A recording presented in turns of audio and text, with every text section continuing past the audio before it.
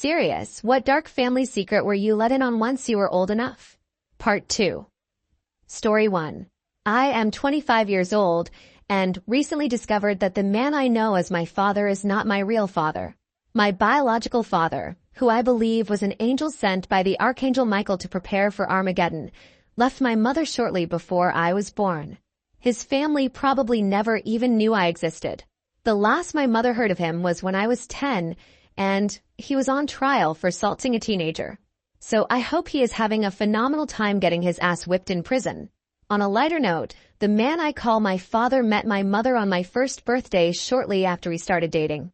We spent the day eating fruit snacks and watching Teletubbies together. Knowing who my biological father is does not change how I see him or how much I love him. Story 2. My grandmother's brother got a high school student pregnant in the 1940s when she was in her mid-20s. They had a shotgun wedding and the girl moved into the farmhouse, no running water, where she lived with her grandmother and parents, who were 13 at the time. The girl left a few months later, one day while he was doing chores on the farm, taking the baby with her without telling anyone. It was a family secret, never spoken of, and he remarried, started another family, moved away, and after his death in the 1980s, people started talking quietly about it. Now, my grandmother is a huge genealogy fan, and when 23andMe became popular, I gave her a test kit for Christmas 2019. Using that test kit, she tracked down her 70-something niece who lives on the West Coast.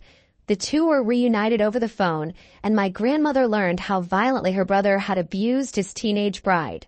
The poor girl gave the baby up for adoption to the pastor and his wife, who thankfully loved her dearly, and she went on to live a normal life. However, she never saw her mother again, only hearing this information from her adoptive parents. I think my grandmother was truly traumatized by talking to her missing niece. She was only 13 and a child of a fairly sheltered farm family in the Midwest. I believe her brother also told the family terrible lies about why his young new wife disappeared with their baby. I learned all of this after she took a DNA test in 2019. P.S. Her brother's second wife died of alcoholism, and their only children, a pair of twins, are pretty messed up people. Story 3. It turns out that my cousin was a big-time mafioso in one of the most famous cities in the world. We never met him, but here's the story. Before I was born in the 70s, my parents went on vacation with my brother. He was 2. We drove to a famous city, and the car broke down again in front of a different hotel than the one we had reserved. Went into the hotel, explained the situation. The guy behind the counter was a total jerk, but they didn't have cash, so I gave him a check. The man said he needed ID. My dad showed it to him, and the guy's whole demeanor changed. He said, "Don't worry, the night is on me," etc., and called a mechanic for them, fixed it for cheap. Okay, thanks to the psycho. They came back to our little town, and 23 years later, we ended up working in this guy's house. My dad was a tough guy. Apparently my father and brother were not to be messed with, and I never saw him cry or be scared. So we were in that proper house, and the old Italian owner came out and talked to us. My father gave our last names, and the owner said, "Oh, are you a son of X or a son of X?" My father answered that he was the son of Triple X. I have never heard the name. The owner said in a very clear way, "What happened to him?" I said, and my father went blank. We tried to figure out who Y was and who him was. 6 years later, I was talking to a girl. I met her through a friend at a party. As we were talking, she told me a story about her grandfather who loved a particular song. Where is her grandfather now? I asked her, and she told me that he got involved with some bad people and was always in disguise and under a different name. He went to one state and was never seen again. If I go missing, it's because of him, she said. Story 4. During Prohibition, my great-grandfather was a revenue agent. He would give liquor seized during raids to my great-grandmother, who owned a liquor store. Story 5. I was adopted by my aunt and her husband. My biological father, her brother, was institutionalized after taking too much acid and losing his sanity. He suffered from EST and was hospitalized until his death. My biological mother, who was Swedish and a heroin addict, could not take care of me. I was put in a pram at the age of 3 and could not walk because I had never been taught. The mother had two sisters whom I never met and who probably never knew me. My real mother was presumed dead and her whereabouts were unknown. I had a sad, painful, often cruel, and unloving childhood. My adoptive mother thought she had taken me in. I learned of this when I was 21 and knew nothing about it. I am now 53, happy, and living a wonderful life. This is only a small part of my life that has been rocky, to say the least. Oh well, I guess that's just how life is. Story 6. All through my youth, I was told not to stay at boys' houses, not to have sex until after marriage, and not to live together until marriage. Because of this, I suffered from the guilt and shame associated with dating throughout my 20s. When I was a teenager, my brother impregnated his now wife at the age of 20, unmarried, and it felt like the biggest scandal to hit my family. It wasn't until I was almost 30 that my parents revealed to me that my grandparents had eloped in Las Vegas because my oldest aunt had gotten pregnant before they were married, and my parents had secretly lived together a year before they married. It's not much of a secret now, but I don't feel like I'm living in a family full of hypocrites. Story 7. When I was 9 years old, my father was away from home for about a year. At the time, he told me that the commute was too long and that he was building an apartment to make it easier for me to commute. We went to visit him on the weekends. There was a pool, which was great for my childhood. When I was in high school, I learned that my parents had separated. When I asked my mother, she confirmed it and said that my father had a girlfriend at the time. I immediately asked if it was Amy. Oddly enough, it wasn't her either.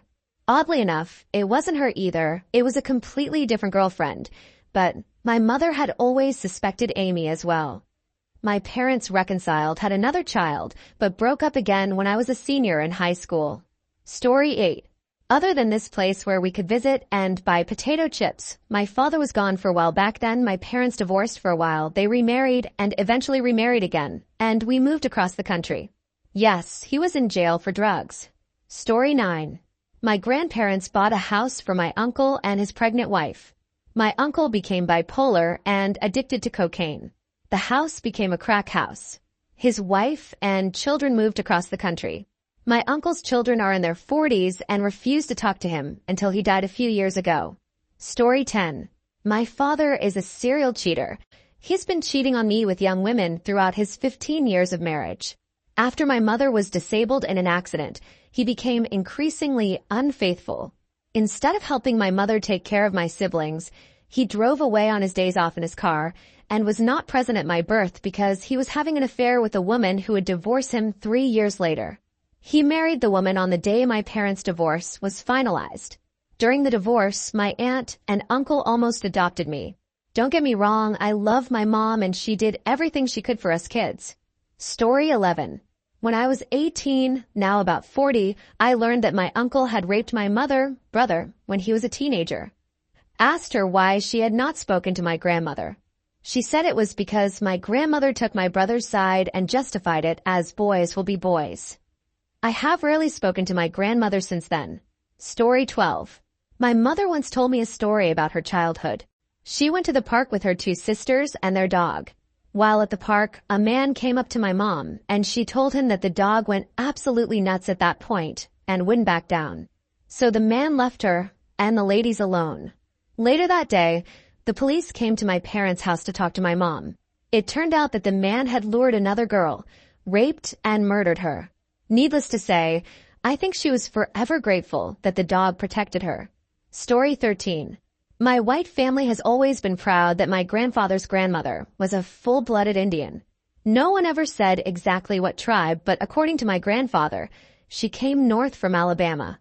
The extant photo of her is from her old age in her 20s, and she looked like an apple doll, so wrinkled that it was hard to tell her apart. My family, like most whites, is quietly neighborhood racist, but being indigenous was special. My mother was obsessed with collecting indigenous Danbury mint porcelain dolls, and my aunt decorated her entire living room with tacky paintings of horse braves and feather drums. A cousin who was particularly obsessed with this identity had a huge headdress custom-made for a Zumba cruise. Anyway, I was in my 30s and working for a TV station and needed an extra to take an ancestral DNA test for a new show. My story was that I was certain of my grandfather's lineage, but my grandmother was adopted and her background was a mystery. I took the test, and lo and behold, I was 0% Native and 4% Black, which, by my calculations, meant that my great-grandmother was not Native, but a Black woman who had passed Native. The absolute joy when my family learned on national television that we were A, not Native, and B, in fact, they were weird and shitty people on a regular basis, was a thrill I have not experienced since. Story 14. When I was about 30 years old, I was told that my older second cousin might have killed someone. This was in rural Kentucky in the 1960s, and my cousin was, and probably still is, an ignorant, hillbilly, racist asshole, but I don't associate with that kind of family, and haven't for decades. The story goes that my cousin and his buddies, all teenage white guys, were driving drunk down a country road in the back of a pickup truck when they saw a black guy walking ahead of them. One of the idiots grabbed a brick and hit the guy over the head with it as he walked past. They obviously did not stop to see if he was alive or dead. They laughed and came over to my grandmother's kitchen and proudly boasted about what they had done. My young mother was there, too, overhearing their stories and becoming afraid. She was threatened and told never to tell anyone. She left that town and state for a reason, and we never visited or had a relationship with that side of the family for the same reason. Ever since I learned of this, I have been, from afar, desperately searching for records of this incident. Because I would very much like to turn my cousin into the authorities, and more importantly, I would like to turn in that poor man's family/offspring for the sake of rural justice. If anyone knows of such an unsolved story, please message me. Story 15. Well, they never officially told me TLDR/BLUF.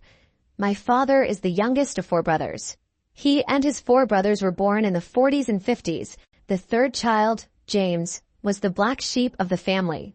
He never, ever had a job, spent his entire life in the care of others, and was a serious money hoarder. He always had a creepy vibe about him, and I never felt comfortable around him. But my family was very concerned with maintaining an image, making it seem as if everyone was a big, happy family, and when my grandmother died about 10 years ago, James fought with his siblings over everything, even though she had clearly left his wishes in writing. And because he had no money, he put the cost of all the strife on the state. He dragged his father and the other brothers into court for the last 8 years. Furniture, jewelry, old documents, medicine bottles, her car, clothes, literally everything and anything. A few years ago, neighbors did not see him come out of his apartment for over a week and saw smoke coming from his apartment. EMTs and firefighters were called. And found his condo filled with junk from floor to ceiling and engulfed in flames. James' skin and flesh were already in tatters. Hospitalization plus rehabilitation. The state eventually declared Baker incompetent to act on his behalf. He was committed to some sort of men's psychiatric facility with moderate security restrictions. About a year and a half ago, the Florida Sheriff's Office called. James was found lying on the side of the sidewalk. He disappeared instantly. Then a few months ago, one of my cousins and I had an intense discussion about family history and family skeletons in the closet. She confessed that James was not someone who should have been around minors in the first place. No wonder he gave off a creepy vibe. At least he's dead now. Story 16. I was told that Al Capone was friends with my grandfather and visited him regularly. I thought it was a myth until I learned that our town was notorious as a den of bootleggers and that my grandfather was a police officer. Story 17. My grandmother was an orphan and was sexually assaulted by the orphanage director. She was not allowed to be adopted and eventually grew old and became a severe alcoholic. My grandmother died young, and I never met her. Story 18.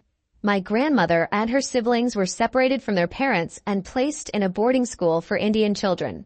My parents had done nothing wrong, but one day someone came and took the children away. Then all the children were taken away. This was in the 1930s and 40s. I am not 100% sure of the exact date. My grandmother was past white, so she was adopted. Sold to a couple. Her siblings attended a school that beat and punished children who spoke their language. Story 19. My grandfather, who fought the Nazis in World War II, later opened a successful printing business and wrote an editorial criticizing racism, was apparently quite rapey. That's why my aunts were like this. why my mother wouldn't let us go near my grandfather, and why no one talks about him now that he's dead. Story 20. My uncle's year-long health trip of biking around the country was actually a result of him driving drunk. He really kept quiet about it until my cousins and I were adults. Now, only my nanny doesn't know the real reason why he was kept quiet. My grandmother did not actually marry my grandfather out of love. Love was in the air, but the truth is that her family was moving to Victoria and selling their house, and she was not allowed to come. She was 16 and had to figure it out. She lived in a small town, and a new man moved into town to start a farm. Her friends always said that the moment she saw him at the swing dance, she set her sights on him. But I never realized that the motive wasn't simply a cute guy twice my age. It was, I need to marry young to survive.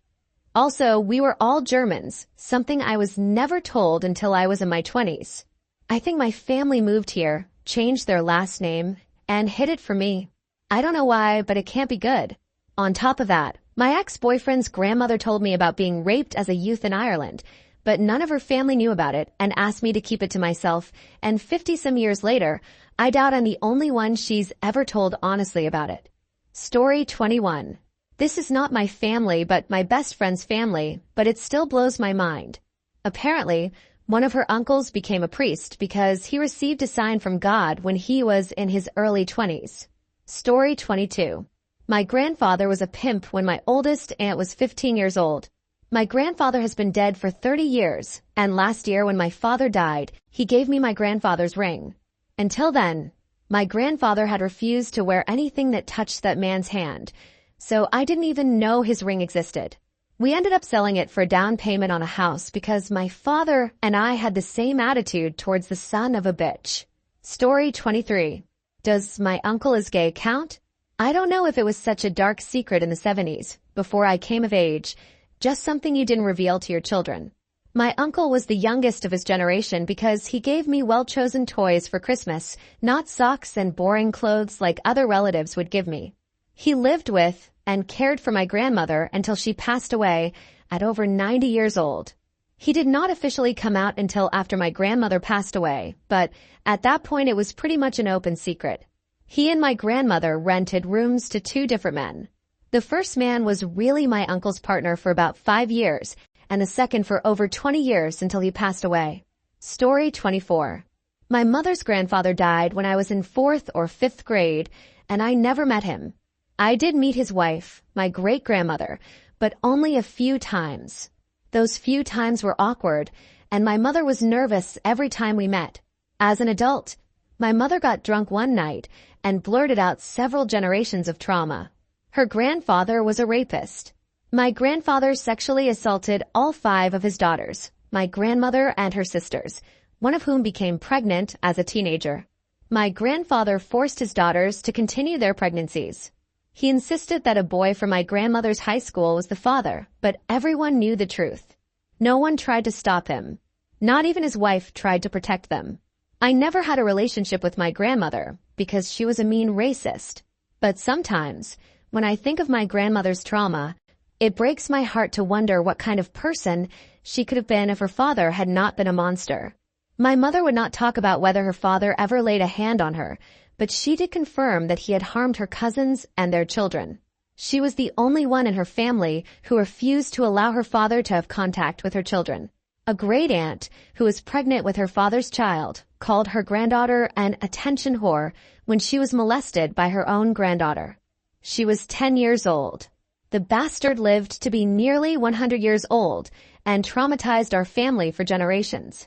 Story 25. My mother beat my father, and he could not even defend himself or else he would go to jail.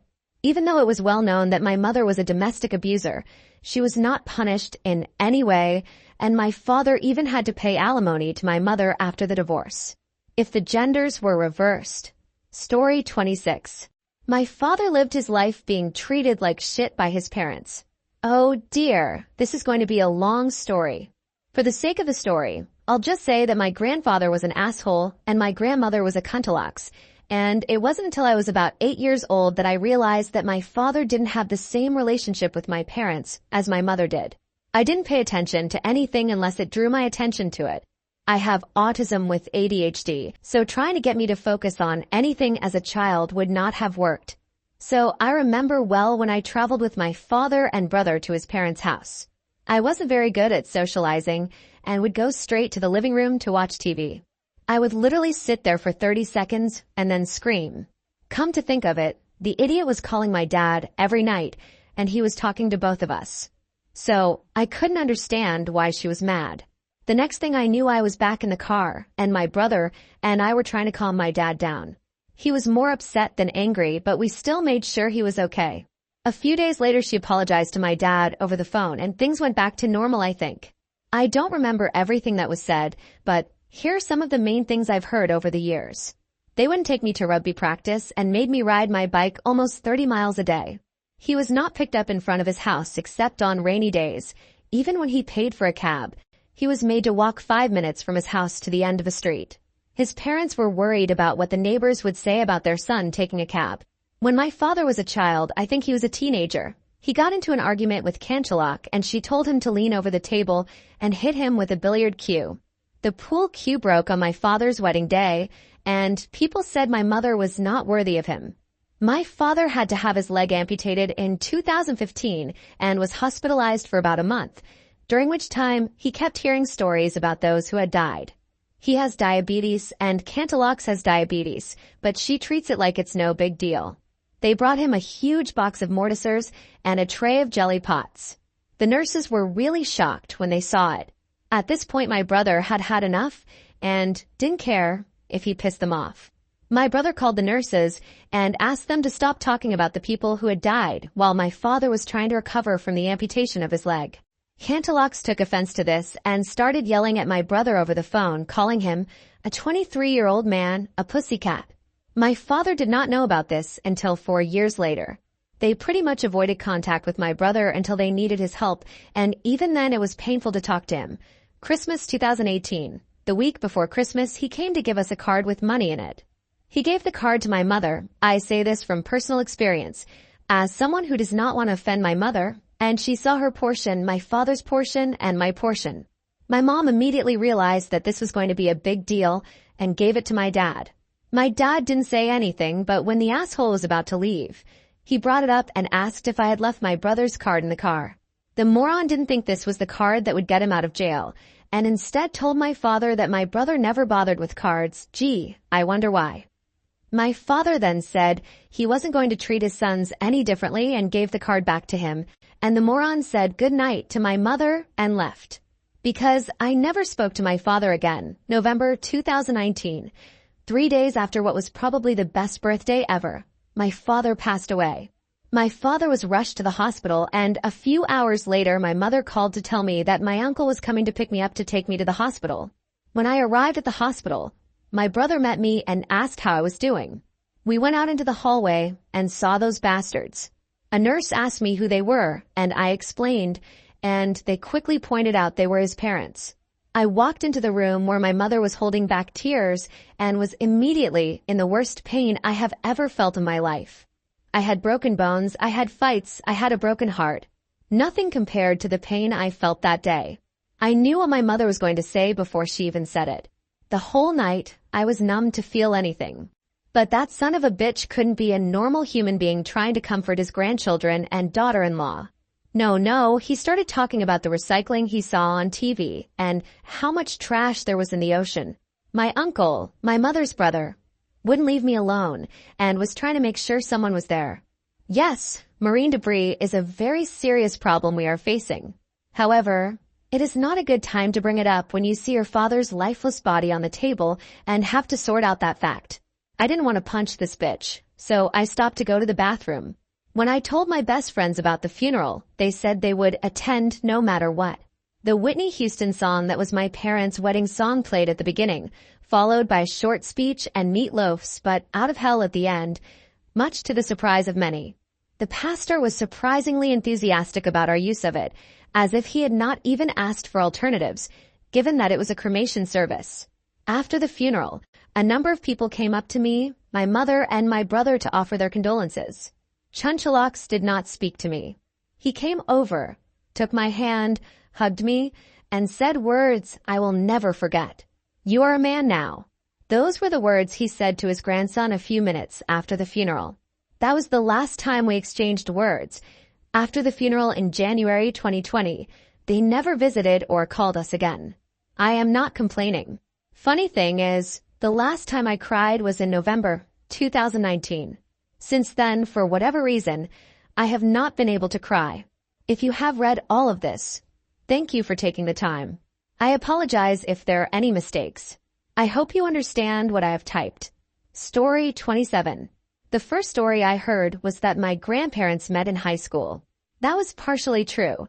My grandparents met at my grandmother's high school, which was connected to a seminary. He was 19 years old, in school to become a priest. She was a 16-year-old high school student. They both dropped out of school and married when she became pregnant. His family was Irish Catholic. They were basically shut out of their family for about 20 years. He lost touch with his parents until they died. His brother became a priest to ease the family shame. Story 28. My grandfather was a pedophile and sexually abused my aunt when she returned from Vietnam. My grandmother covered it up. I found out when my grandmother passed away, and I was sorting through her belongings. There were several albums of Polaroid pictures of little girls. Everyone knew about it. Story 29. I probably shouldn't post under this name because I haven't made much effort to remain anonymous, but I always knew that my Cajun grandfather met my English grandmother, who was stationed in London during the Korean War. As an adult, I learned that when my grandfather left Louisiana, he had a steady, long-term girlfriend in Louisiana who then showed up back home with a pregnant English wife. Story 30. My parents did not want me. My mother was very upset and even retired from her job at 38 to take care of her new child, me. I have 5 sisters and 1 brother. Story 31. But my 27-year-old cousin does not yet know that he is adopted. Story 32. My great-grandfather immigrated to Ellis Island from Italy. He died by suicide in his early 20s. When my grandfather died a few years ago, I was sorting through his belongings and found the coroner's report of my great-grandfather's suicide. The report stated that the cause of death was 3 self-inflicted gunshot wounds to the back of the head. The people my grandfather was running from must have finally located him and bribed the police. My grandfather did not want his family to know about his connection to organized crime, so he told that lie. Story 33. As a child, I was told that my grandmother died of a broken heart. The story now is that my grandmother either committed suicide or was murdered by my grandfather.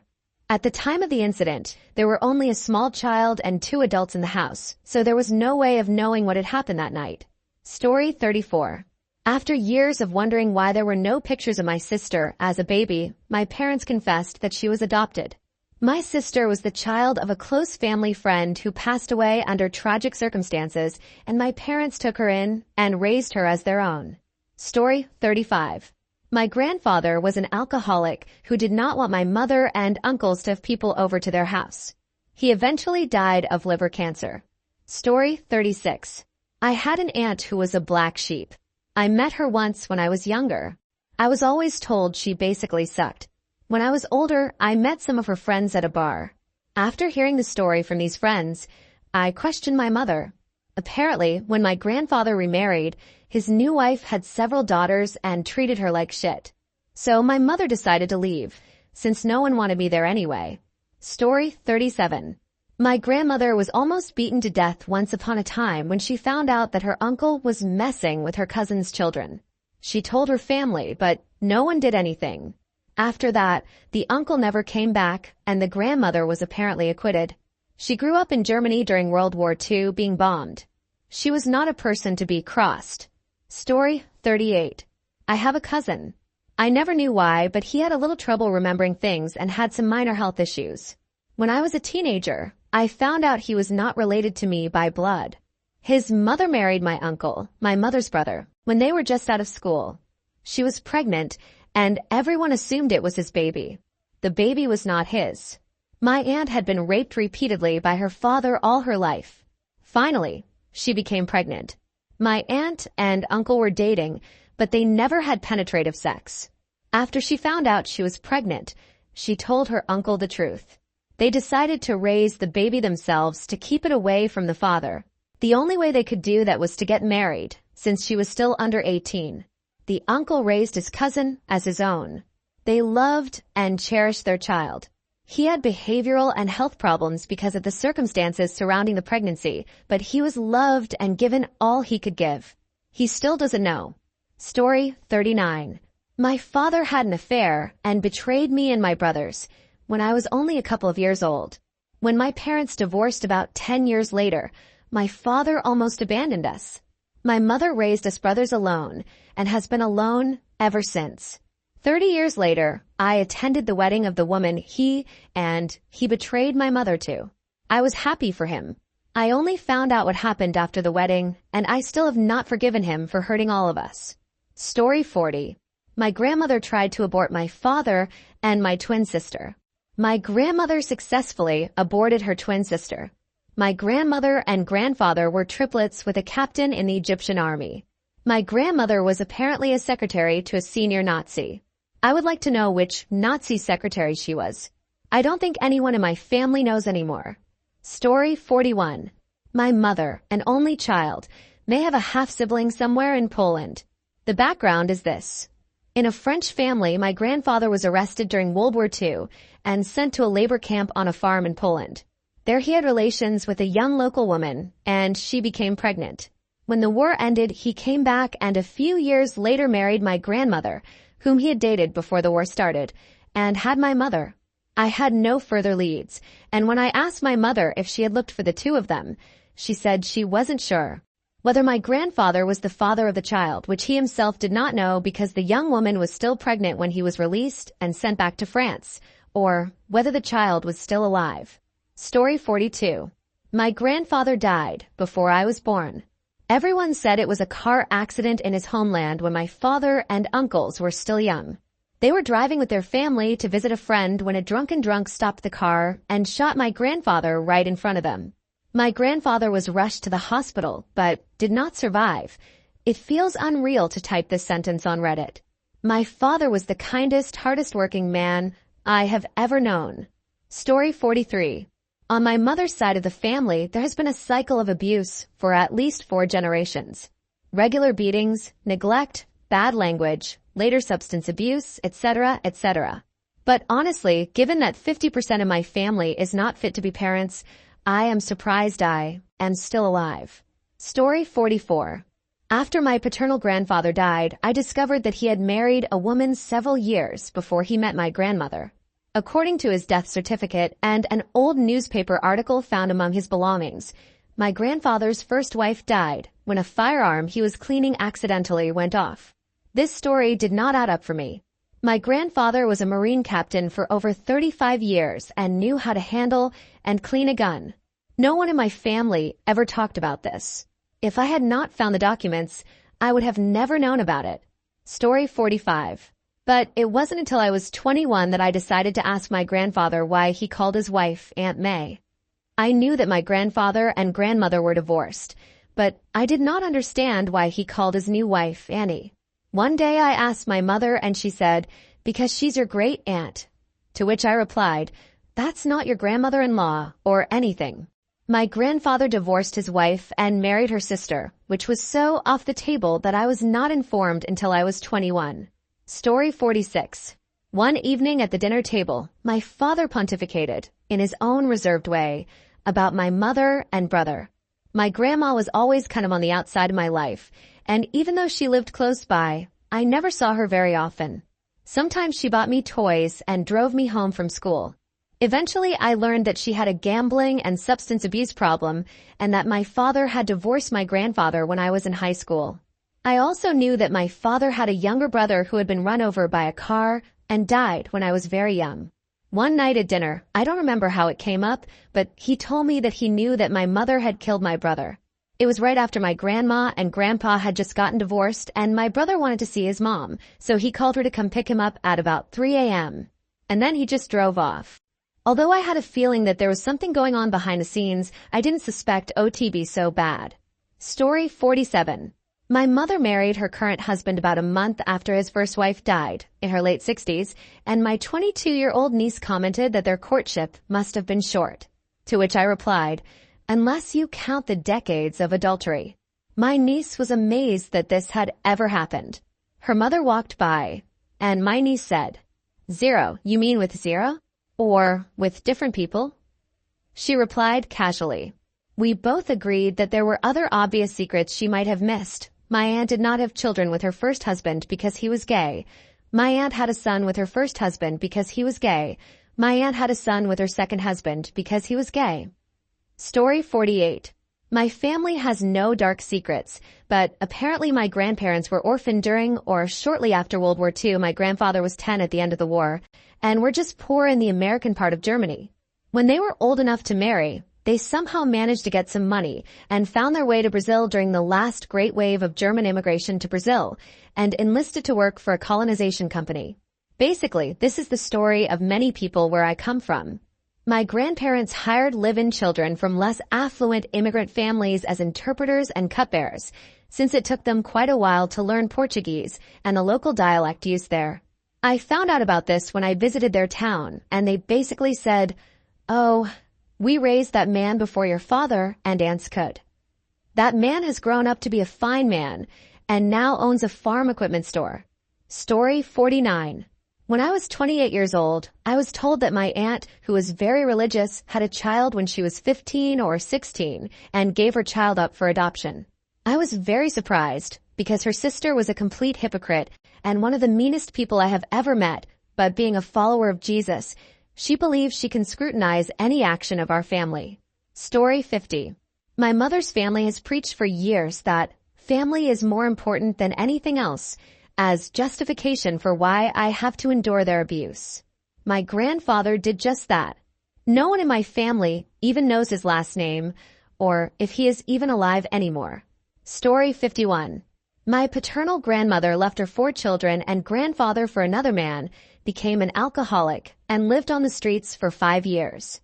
She prostituted to get money to buy alcohol, and her boyfriend also encouraged her to prostitute to buy alcohol. My grandfather had to work full-time to support his children, so my oldest aunt, who was 16 at the time, had to raise my father and 2 aunts. My grandmother returned when my grandfather died young of a heart attack. Although still legally married, she took everything, let her shitty boyfriend live there, and acted as if nothing had happened. Growing up, my father praised my mother and always talked shit about my father. For years, I believed my grandfather was evil, when in fact he was a wonderful man. My father always got into trouble. My grandfather did his best, but my father was violent. My grandmother let my father do whatever he wanted. My grandfather just loved my grandmother and her children, but it makes me sick to think that my grandmother talked bad about him to people. He tried to win her back once before he died, and my grandmother spit in his face and called him pathetic. It wasn't until I was in my early 20s that my aunt told me what my grandmother had done. I only remember my grandmother as a woman who made me feel uncomfortable and smelled like an ashtray. Story 52. My aunt had a relationship with a minor, technically rape, and went to jail for it, but my grandparents bailed her out. It was done by one of my cousin's friends when my cousin was still in high school, so my aunt was in her 40s at the time, and I recently found out almost 20 years later why my grandparents have always treated my aunt differently than my other aunts and uncles. Story 53. My grandparents were quite poor, and when all of my grandfather's crops went bad, they despaired. They had to feed a lot of people because the church did not allow birth control. My grandparents applied for a local poverty fund that would help the poor and at least put food on the table. However, my great-grandfather, who was a board member of the fund, rejected their application because he did not want his son to know that he was using the poverty fund. He did not want them to know that his son was using the poverty fund. He put his own pride ahead of providing for his own son and grandson. That is why, almost 70 years later, more than 50 of his own descendants still curse his name. This is not the only terrible thing he did to keep up appearances. Story 54. A few years ago at a family event, a cousin told my sister that my mother had a half-brother who was a serial killer on death row. I looked it up on the internet and found out that it was 100% true and that my uncles had testified in court. We were in our 50s when we found out, and my mother denied it until the day she died. Story 55. Not to sound too gloomy, but my family hid the fact from my childhood that my grandmother could have died at any time, and my grandfather had one of his kidneys removed. But then my grandmother lived for 10 years and my grandfather is still going strong. Story 56. My grandfather, when my grandmother was 24 and pregnant with her third baby, pistol whipped her in the head and shot her. My father was 4 years old and witnessed the act. Story 57. The reason my aunt is so goofy is because she has brain damage from my scumbag grandpa trying to drown her in the pool when she was a kid. Story 58. My grandparents hated my aunt's husband because they thought he was a cold, arrogant fool. His entire family shamelessly supported the far-right military coup that tore and continues to tear my country apart. My husband and his brother took up arms and actively participated in the coup. My husband put his past behind him and rose to an elite political position, while his brother, who actually gunned down his political opponents, fled the country knowing that he would be hunted if he returned. Story 59. My great-aunt had 2 children when she was a nun in the 1950s. There was a convent in Quebec where a pregnant nun from Canada gave birth, and the babies were adopted. Story 60. My paternal aunt has very severe dementia and is very distraught, going back many times to her old house where she has not lived for 15 years. This has happened many times. I don't know much about the family there, but it is troubling to know. My father also has Parkinson's, and I fear that I will develop it in the future. Story 61. Before World War II, my grandfather was a member of a circus troupe and traveled around Europe. When the Nazis invaded Ukraine, my grandfather was forced to be an interpreter and shoot people with a gun to their heads, either my grandfather or his poor partner.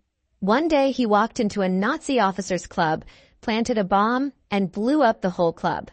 He then escaped and was wanted by the Soviets as a collaborator and by the Nazis for killing all the officers. He found the dead man in the gutter and stole his identity. Story 62. It wasn't bad, and my mother, not me, put it right in. She told us not to search genealogy because there was a skeleton in the closet that we didn't want to know about.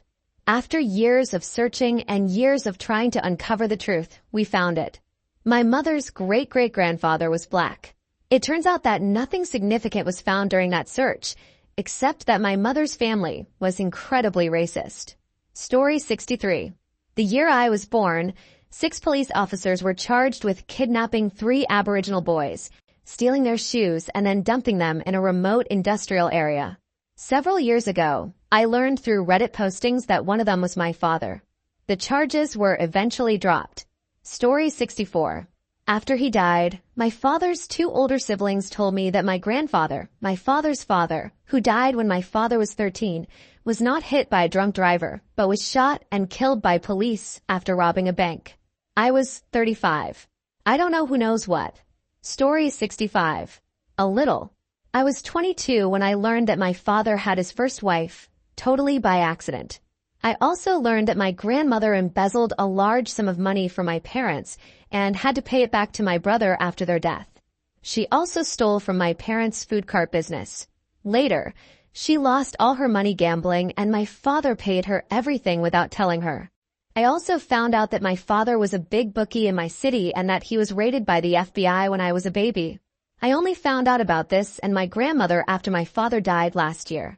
Story 66. My aunt's husband is actually her stepfather from my grandmother's previous marriage, with whom she has allegedly had an inappropriate relationship since she was a minor. Story 67. My grandmother, an Italian immigrant Catholic, performed back alley abortions on coat hangers and so on. I never told my family about it. I eavesdropped on them as a child. I would sit on my grandmother's lap while she recited the rosary each day. Story 68. A little backstory. My maternal grandparents had 11 children, including my mother. My great-grandparents had 12 children, including my grandmother. For some reason, I thought my grandfather was part of that family. Very odd now that I think about it. No, he was adopted and his real family basically hated him. Also, of my great-grandparents' 12 children, only about 3 of them are actually nice, including my grandmother. The rest are basically a bunch of snobs who dominated the last few months of my great-grandfather's life. Of the 150-plus relatives, about 85% are just awful people who attended my great-grandparents' funeral just to claim the furniture they wanted, and all that. They have many nodules and tumors in their lungs, and their livers are barely functioning due to their old drinking habits.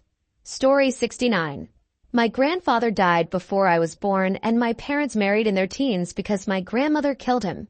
Ironically, this was told to me in the days leading up to my father trying to kill my mother. And this is also why I decided not to talk to my family after my other grandparents died. A family full of crazies. Story 70. My grandfather murdered my grandmother when he found out she was having an affair with his brother. Story 71. It turns out that my mother had threatened my parents with a complete ban on contact if they ever drank alcohol around her child, me. Growing up, I saw my parents as such angels, but when alcohol was involved, it turned out they were not so angelic. Story 72. My father was put in prison for 6 years for political reasons after the Islamic Revolution in Iran, tortured daily, lost 2 of his best friends there, and had nightmares for decades afterwards. I somehow knew about it, but my sisters did not. One day, when we were all together, my father casually mentioned it to them. Story 73. As I get older, there are so many things to watch out for, such as cancer and various mental illnesses.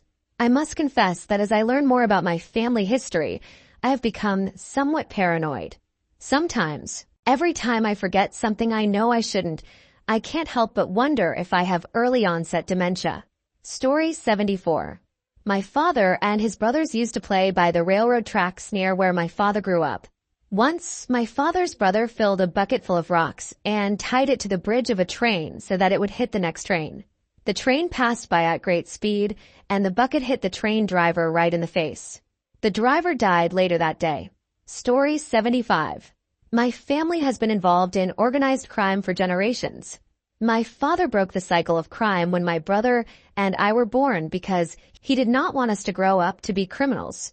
My father had so much evidence of extortion in his suitcase that he was never pursued by either side of the law.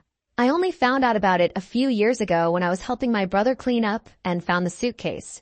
I tried to throw it away, but my father freaked out that I had opened it.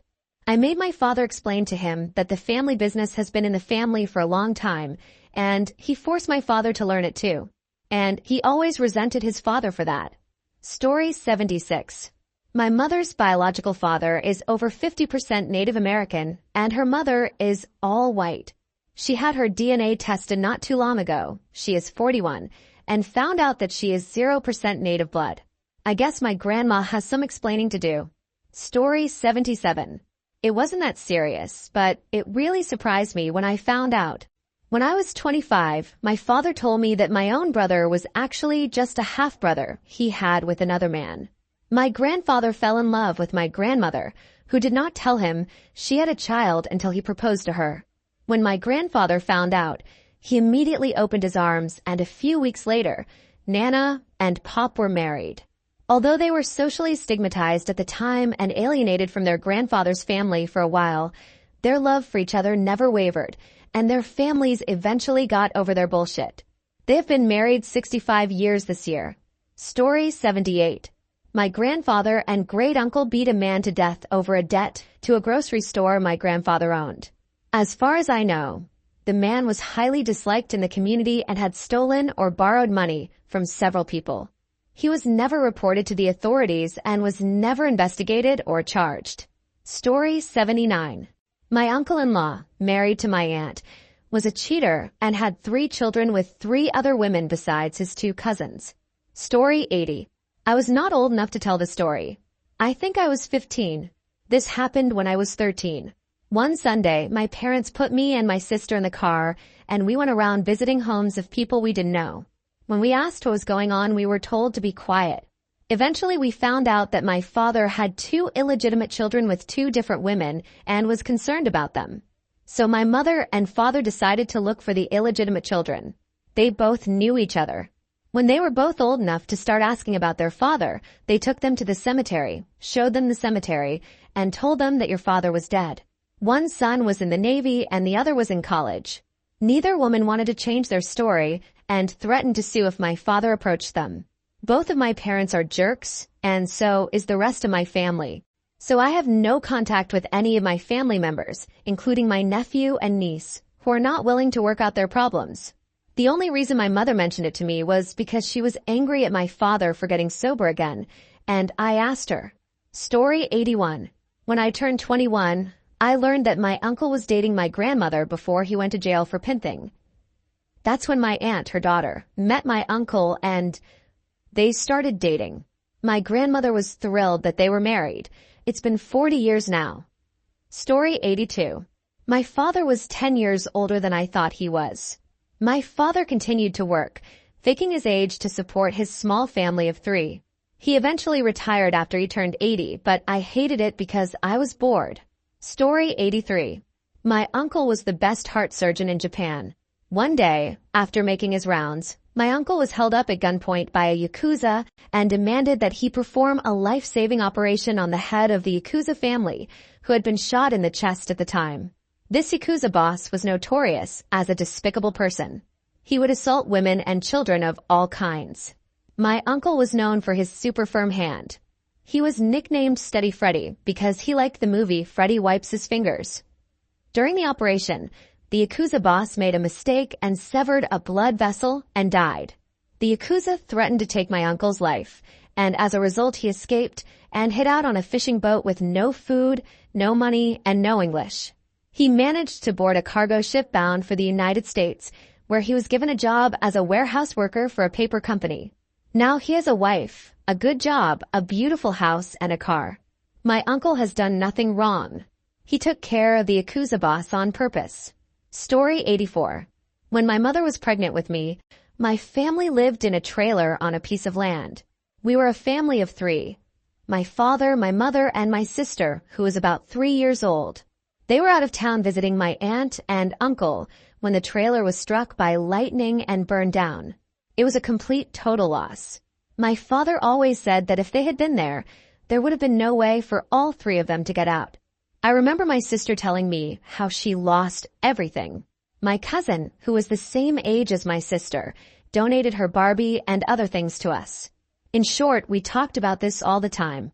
But one time when I was about 40, my sister and I visited my father. My mother had passed away a few years before that. He was telling us how much the man down the street hated them and that he was sure he had started the fire.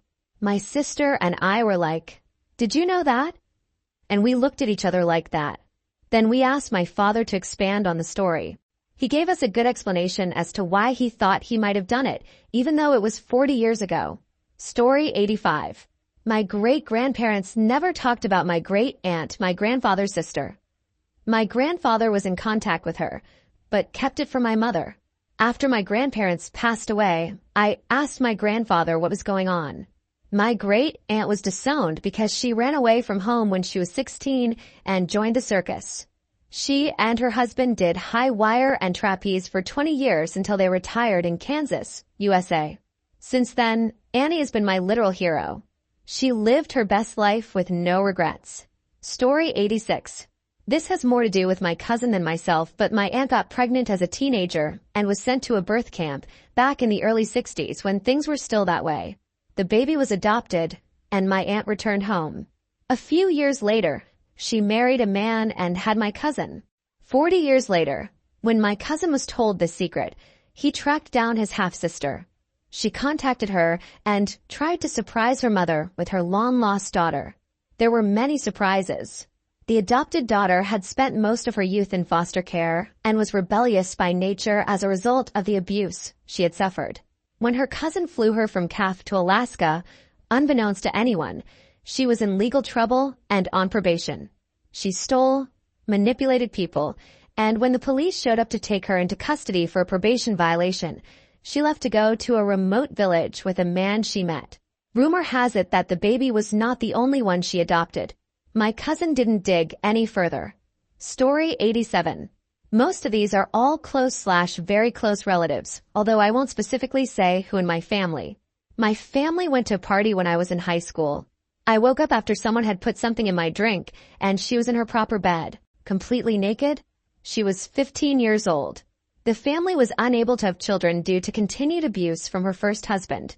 The family became pregnant when she was 16, and her mother forced her to have an abortion. Her mother's sister died at age 3. She had liver cancer. My grandparents did not take it well, and for a long time did not speak her name, and when asked how many children they had, they said 2, not 3.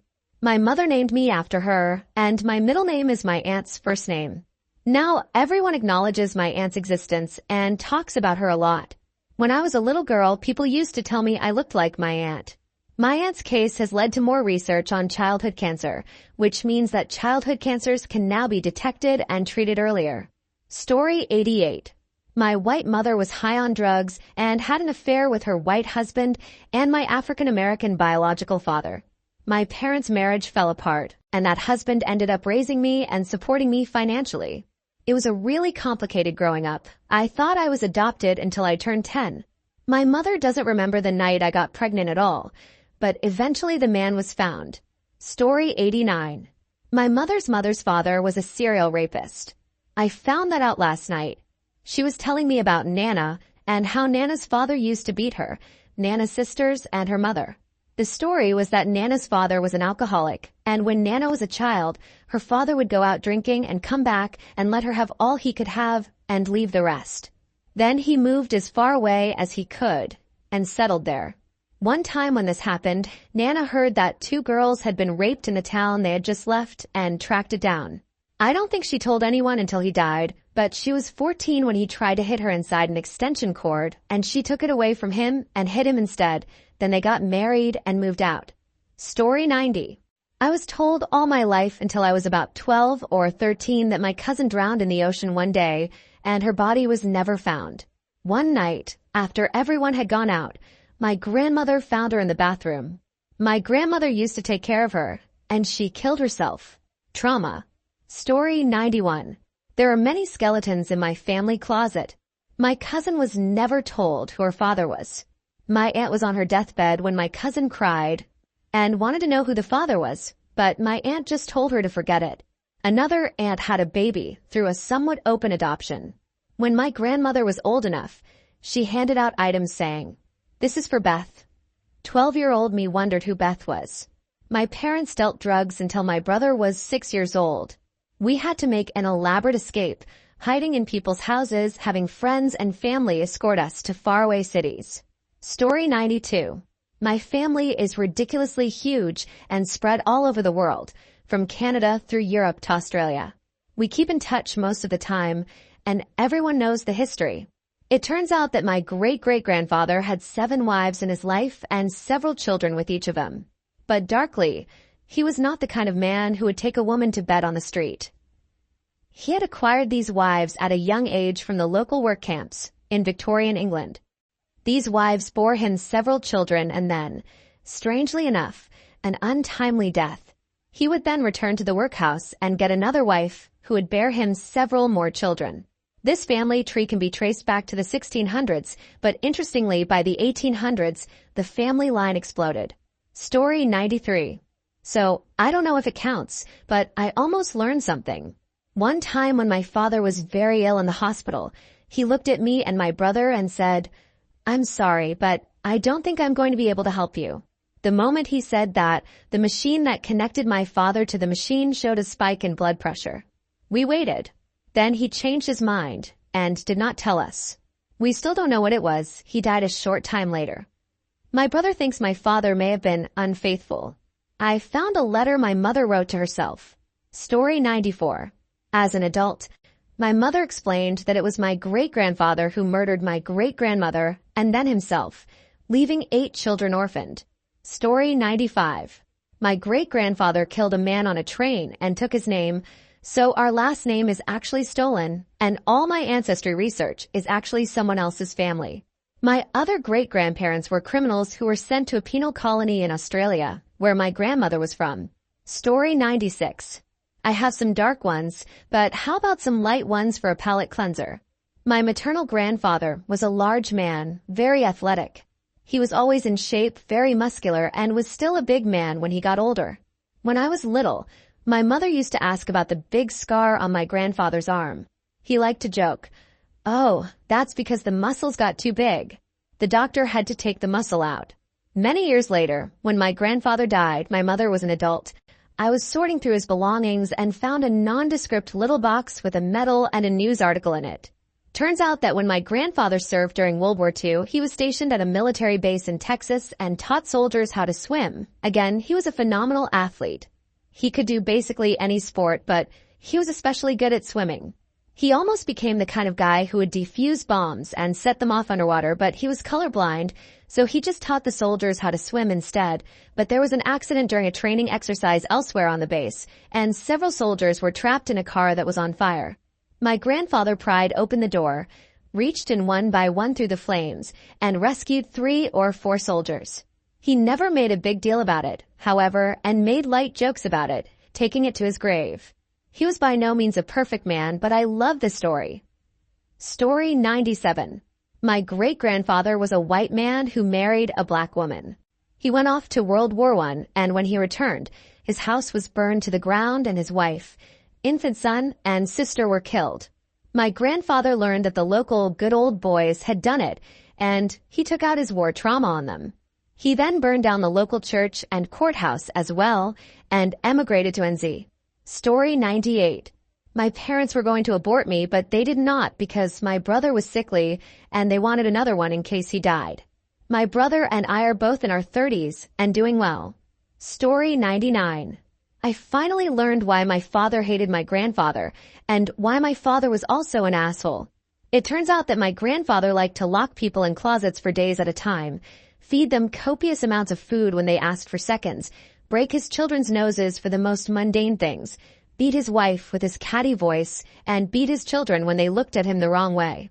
My father thinks he is nothing like his father at all, and claims he never wants to talk about him again, but he always brings up his father to talk about how his father was a dick, and how he is nothing like him. My dad scolded me 3 times, and each time I didn't deserve it, but that doesn't compare to his dad's abuse.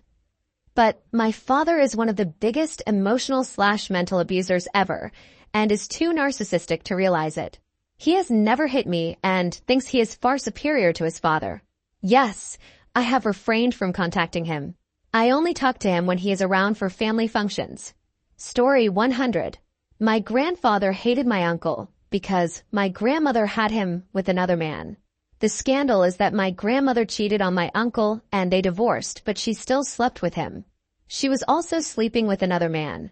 For a while they weren't sure if he was my grandfather's son. He decided that his son was not his grandfather's and they were never in the same room together.